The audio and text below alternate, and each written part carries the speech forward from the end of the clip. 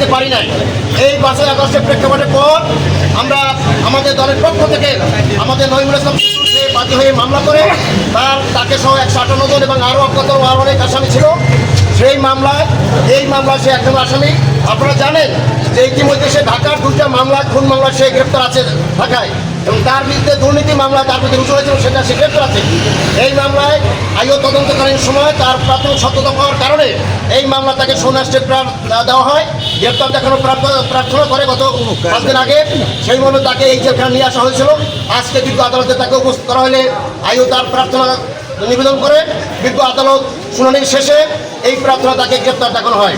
পরবর্তীকালে আসামি পক্ষ থেকে তার জামিনের প্রার্থনা করা হয় এবং তাকে জামিনে চাওয়া হলে আমরা রাষ্ট্রপক্ষ থেকে তার জামিনের বিরোধিতা করি এবং তার সম্পর্কে আমরা তার তথ্য তুলে ধরি। তিনি এখানে একজন দুর্নীতিবাজ এবং তার বিরুদ্ধে দুর্নীতির মামলা আছে, এবং তিনি এমনকি তাকে জনপ্রিয়তা যদিও বলা হয় কিন্তু সে কোনো জনপ্রিয় লোক ছিল না।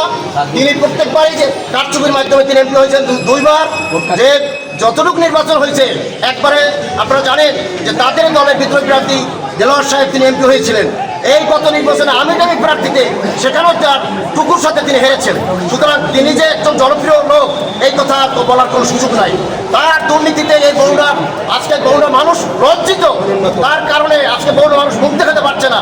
এমন কোনো তার এবং তার দলের লোকজনের এই দুর্নীতির কারণে আজকে মানুষ খুশি। আজকে যে তিনি আজকে কোর্টে আসছে, আপনারা দেখেন যে সারা দেশে আজকে নেতাকর্মীরা সহ সাধারণ মানুষ আজকে রাস্তায় তার বিরুদ্ধে বিক্ষোভ প্রদর্শন করতেছে। তাকে নিরাপত্তা দিয়ে আনালে আজকে কষ্ট হইতেছে। শুধু সে যদি আজকে জনপ্রিয় হতো তাহলে অবশ্যই আজকে এই অবস্থা হইতো না। সুতরাং তাকে আইনে আনা হয়েছে। আমরা বলেছি যে তিনি একজন অপরাধী এবং এই মামলায় তার সুনির্দিষ্ট অভিযোগ আছে। তিনি এই মামলার প্রিন্সিপাল 21, তাকে জামিন নামঞ্জুর করার প্রার্থনা করছি। আদালত উভয় পক্ষের শুনানি শেষে সন্তুষ্ট হয়ে তার জামিন নামঞ্জুর করেছেন এবং তাকে কর্মীদের হাতে ফোন করা হয়েছে।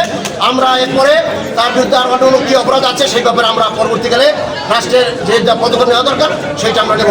সকলকে ধন্যবাদ।